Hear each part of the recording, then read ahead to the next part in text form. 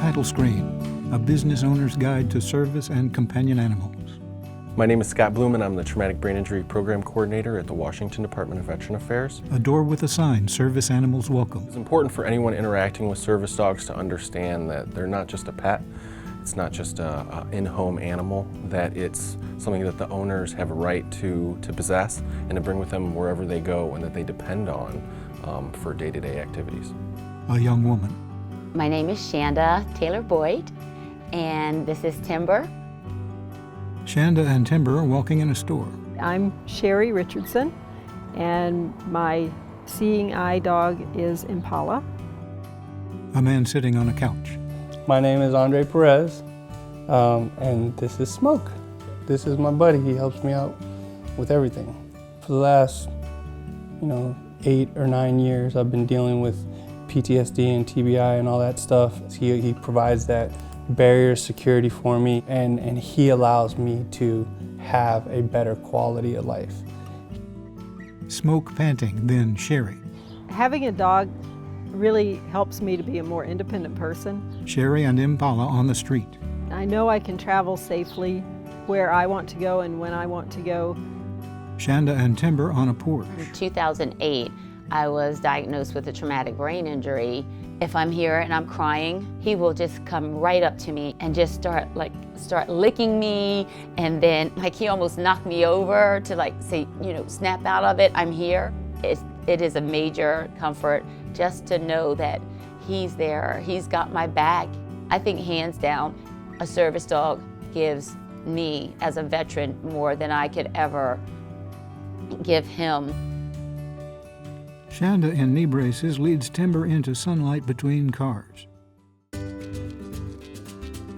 Title screen, Service Animals, Miranda Levy, Northwest ADA Center.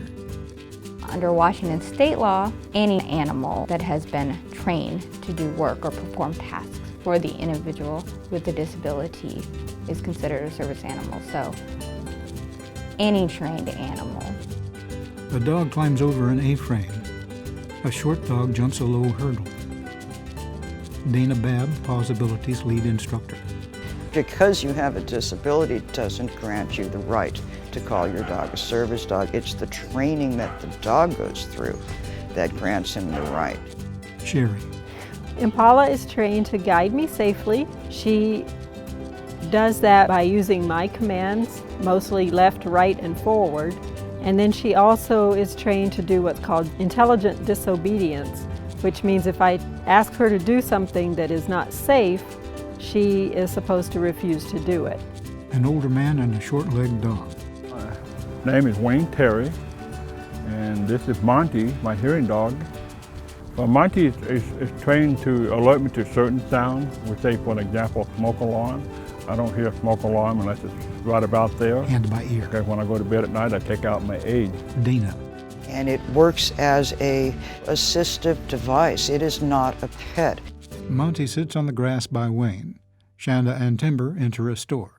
Service animal owners have a right to bring their animals just about everywhere.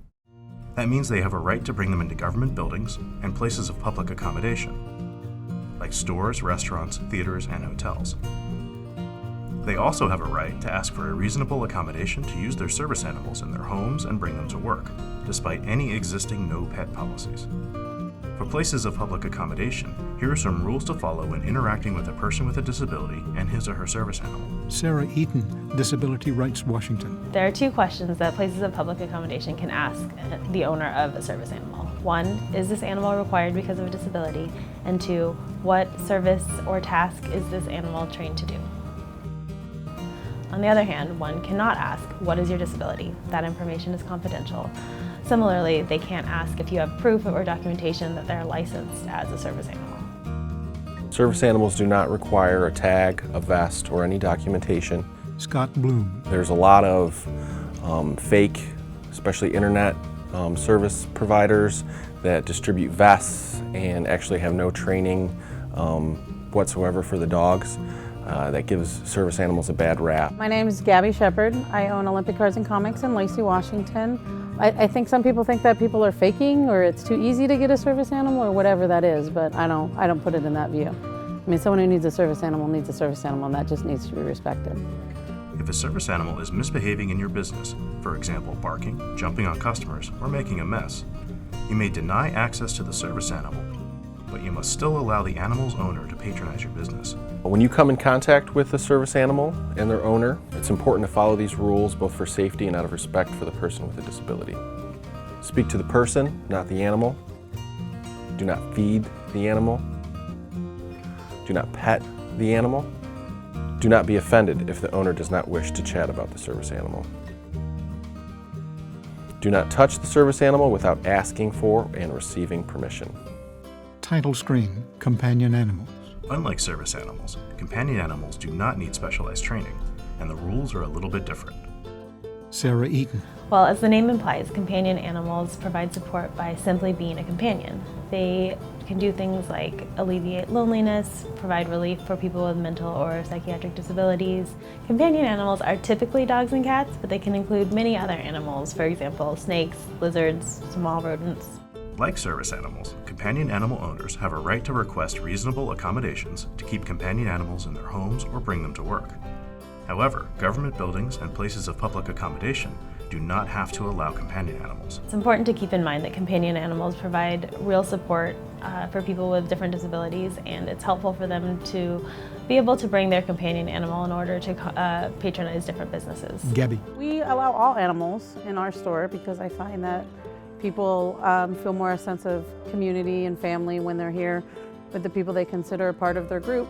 Businesses may want to accommodate companion animals because it allows customers to feel more comfortable and have the support that they need from their companion animal while patronizing the business. And they might want to come back. Because several federal, state, and local laws address the rights of animal owners, and there are some fact-specific exceptions within those laws, there are some specific cases where these rules might be different. Rules for service and companion animals may be more restrictive in certain situations. For example, when an animal is misbehaving or is exhibiting threatening behavior. Rules may also be more restrictive in specific places like stores that sell food or in hospitals. Please check out the resources at the end of this video for more information that can help you respond to service and companion animals in your particular business. Andre ruffles the fur on Smoke's neck. Service animals make it possible for people with disabilities to live more independently with dignity and allow them to really access a lot more of the community.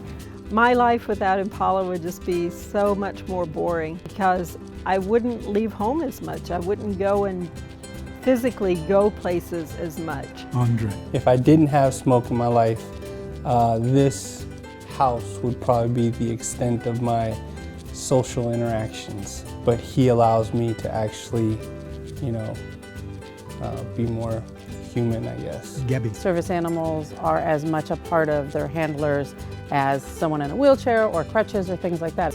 It's kind of our responsibility as a business owner to make sure everybody can feel welcome and everybody gets their needs met. I mean, ultimately, that's what you want. You want everyone to feel safe and secure wherever they are.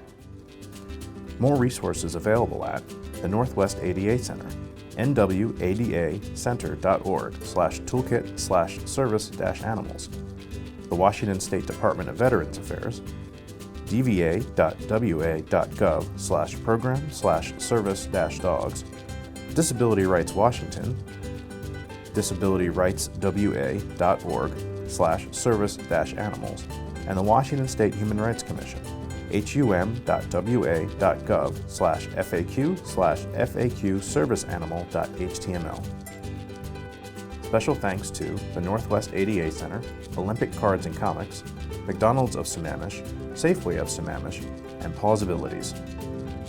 This video was made possible through a partnership with the Washington Department of Veterans Affairs, the Washington Traumatic Brain Injury Strategic Partnership Advisory Council, and Disability Rights Washington. Produced by Rooted in Rights, a project of Disability Rights Washington. Audio description by arts and visually impaired audiences with the Jack Straw Cultural Center. Describer, Jesse Minkert. Engineer, Tom Stiles.